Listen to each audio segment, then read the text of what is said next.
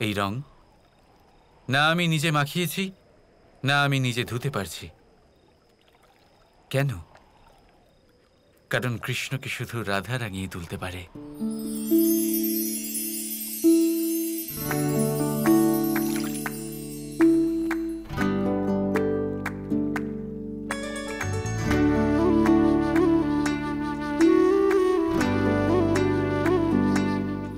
আর শুধু রাধাই তা মুছতে পারে, আর রাধাকেও শুধু কৃষ্ণই রাঙিয়ে তুলতে পারে।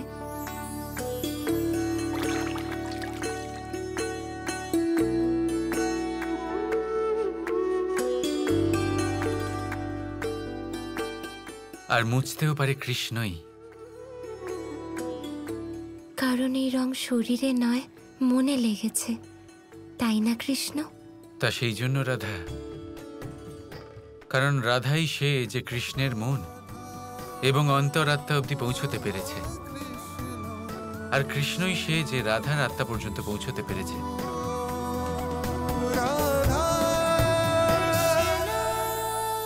কৃষ্ণ, এই অধ্যায় তো পূর্ণ হলো, এবার কি হবে? এখনকার মতো এই সময় আমায় উপভোগ করতে দাও রাধা। কাল যা হবে তা তো অবশ্যই হবে, সে আমি চাই বা না চাই। কিন্তু রাধার সাথে কাটানো এই মুহূর্ত তাহলে আমার কাছে অত্যন্ত মূল্যবান, এতটাই মূল্যবান যে কেউ এর ধারণাও করতে পারবে না। কৃষ্ণ, কিন্তু তাও আমার মনে একটা প্রশ্ন আছে ভবিষ্যৎ নিয়ে। জিজ্ঞেস করি, আমরা কি পরের বছর দোল একসাথে পালন করতে পারবো? পরের বছরের কথা বলছো? যতদিন এই সৃষ্টি থাকবে, রাধা এবং কৃষ্ণ সর্বদা একে অপরের সাথেই দোল পালন করবে, এ আমি কথা দিলাম।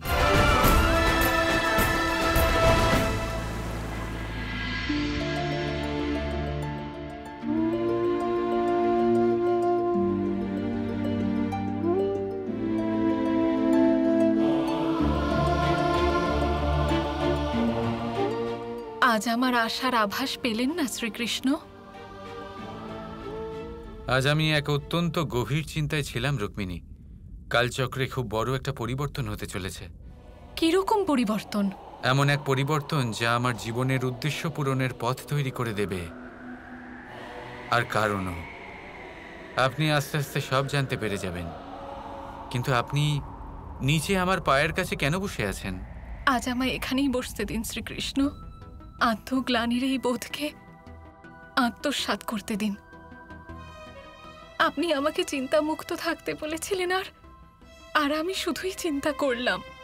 এই কারণে আমি আমার পিতাকে পত্র লিখলাম, আর ভ্রাতা রুক্মির মতো দুষ্ট ব্যক্তিকে এখানে ডেকে পাঠালাম। যুদ্ধ পরিস্থিতি সৃষ্টি হলো, দ্বারকার উপর এত বড় বিপদ এলো, সবটাই আমার কারণে।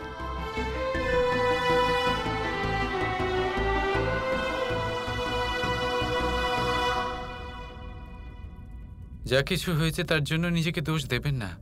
জীবনে পরাজয় আসে, আর প্রত্যেক মানুষেরই ভুল হয়, কিন্তু প্রত্যেক পরাজয় এবং ভুল থেকে কিছু শিক্ষা অবশ্যই পাওয়া যায়। এই শিক্ষার উপলব্ধি নিজের আচরণে নিয়ে এসে এগিয়ে যেতে হয়, আর কিছুই নয়। আমি এটাই শিখলাম শ্রীকৃষ্ণ, যে আপনি যাই বলেন না কেন, অতীত, বর্তমান বা ভবিষ্যতের বিষয় ভেবেই বলেন। সেই জন্য আপনার কোনো কথাই অগ্রাহ্য করা উচিত নয়। এই কথা তো আসলে ঈশ্বরের দান রুক্মিণী। আমরা যা কিছুই বলি তা ভেবে চিন্তে বলা উচিত, কি বলেন? শ্রীকৃষ্ণ, ভ্রাতা রুক্মী দ্বারকার প্রতি খুব বড় অপরাধ করেছেন। আমি চাই আপনি ওনাকে কঠোর শাস্তি দিন। আপনি একা নন যিনি শুধুমাত্র এই বিষয়ে ভাবছেন, আরও কেউ আছেন যিনি এই কাজ শুরু করে দিয়েছেন।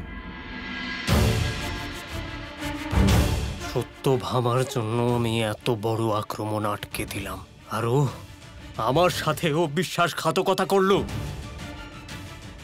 এখনো তো তোর সঙ্গে কিছু খারাপ করা হয়নি রুক্মী, এর থেকে অনেক বেশি খারাপ তোর সঙ্গে হওয়া বাকি আছে। সুযোগ ছিল আমার কাছে কৃষ্ণকে পরাজিত করার, কিন্তু ওটা আমি হারিয়ে ফেলেছি। আর সত্যভামাও আমাকে বিয়ে করলো না। এর থেকে বেশি আর খারাপ কি হতে পারে?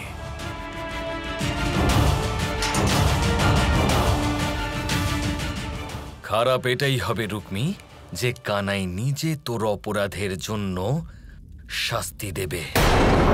আজকে তোর মৃত্যু সুনিশ্চিত। চল কানাইয়ের কাছে।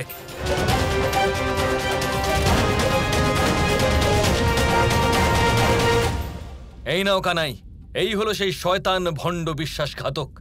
এবার তুমি নিজে ওর অন্যায়ের জন্য ওকে কঠোর থেকে কঠোর শাস্তি দাও, আর ওই শাস্তি আমি ওকে আমার নিজের হাতে দেব।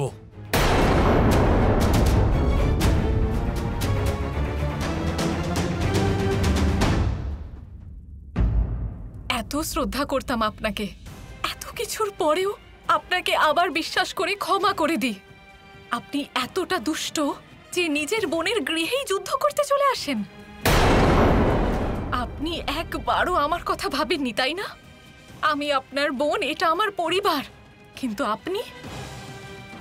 আপনি নিজের স্বার্থ আর মিথ্যে অহংকার ছাড়া আর কিচ্ছু দেখতে পেলেন না।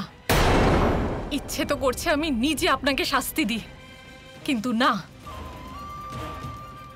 আপনি তো হলেন আমার ভ্রাতা।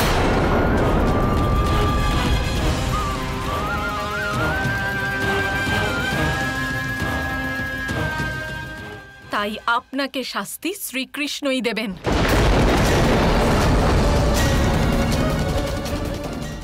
হ্যাঁ কানাই, আমি বলছি ওকে দ্বারকার পিছনে গভীর সমুদ্রে ফেলে দেওয়া হোক। ওখানকার ভয়ানক আর বিশাল মাংসাশী মাছগুলো যখন ওকে ছিঁড়ে খুঁড়ে খাবে, তখন ওর মনের ভিতরের এই যুদ্ধের ইচ্ছাও পূর্ণ হয়ে যাবে। না না, আমাকে ক্ষমা করে দাও। আমায় শ্রীকৃষ্ণ, আমায় ক্ষমা ক্ষমা করে দাও। আমায় শ্রীকৃষ্ণ, জীবন দান দাও আমায়। আমি চাই তুমি আগে শান্ত হও রুক্মী, আর একবার দেখো তোমার আশেপাশে কি হচ্ছে। বিশ্বাসঘাতকতার মতো কাজ মানুষকে কি দেয়? অপমান, ঘৃণা। তোমার সামনে তোমার বোন রুক্মিণী দাঁড়িয়ে আছে, যে তোমাকে অগাধ ভালোবাসা দিয়েছে, যার উপর তুমি সাংঘাতিক অত্যাচার করেছ। তা সত্ত্বেও ও তোমাকে বিশ্বাস করেছে, আবার ততটাই ভালোবাসা দিয়েছে। তারপরে তুমি ওর সাথে ছলনা করেছ, বিশ্বাসঘাতকতা করেছ। আজ সেই বোনের সম্মুখে তুমি এইভাবে বন্দী হয়ে পড়ে আছো, আর তার সম্মুখেই তুমি নিজের প্রাণের ভিক্ষা করছো। এর থেকে বেশি অপমান আর কি হতে পারে রুক্মী? আমি চাইলে এই মুহূর্তে তোমাকে মৃত্যুদণ্ড দিতে পারতাম, কিন্তু এতে কোনো লাভই হবে না। আমি চাই তুমি তোমার সমস্ত জীবন এই অপমানের বোঝা নিয়েই কাটাও। আমি চাই যে প্রতি মুহূর্ত যখন তুমি শ্বাস নেবে, তোমার ব্যক্তিত্বের ওপর, তোমার অস্তিত্বের ওপর যেন তোমার লজ্জা হয়। এটাই হলো আমার শাস্তি। দাদা, মুক্ত করে দিন এনাকে। কিন্তু কানাই, আমরা একে এভাবে ছেড়ে দিতে পারি না। মুক্ত করে দিন এনাকে দাদা। জীবনের সব থেকে বড় শিক্ষা ও পেয়ে গেছে, যেতে দিন ওনাকে। কিন্তু আমি ওকে এমনি এমনি যেতে দেব না। কোনো না কোনো কঠোর শাস্তি ওকে তো আমি নিশ্চয়ই দেব। ও শুধু আমাদের নয় কানাই, ও সমস্ত দ্বারকার অপরাধী। সেজন্যই ওকে শাস্তি সমস্ত দ্বারকাবাসীরা একসঙ্গে দেবেন।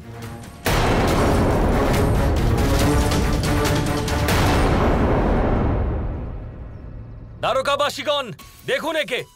এই হলো সেই যে আমাদের পবিত্র পুণ্যভূমি দ্বারকাতে যুদ্ধের পরিস্থিতি উৎপন্ন করেছিল, তাও তখন যখন আমরা সমস্ত দ্বারকাবাসী দোলের উৎসব পালন করতে ব্যস্ত ছিলাম। আমাদের প্রথম দোল, পবিত্র শুভ দোলকে নষ্ট করতে চেয়েছিল এই রুক্মী। তাই ওকে ওর অপরাধের শাস্তিও সকল দ্বারকাবাসী একসঙ্গে মিলে দেবেন। তাহলে বলুন, আপনারা সকলে কি তৈরি? হ্যাঁ বলরাম দাদা, আমরা সবাই তৈরি আছি। হ্যাঁ বলরাম দাদা, আমরা সবাই তৈরি আছি। Kৃষ্ণ কৃষ্ণ কৃষ্ণ কৃষ্ণ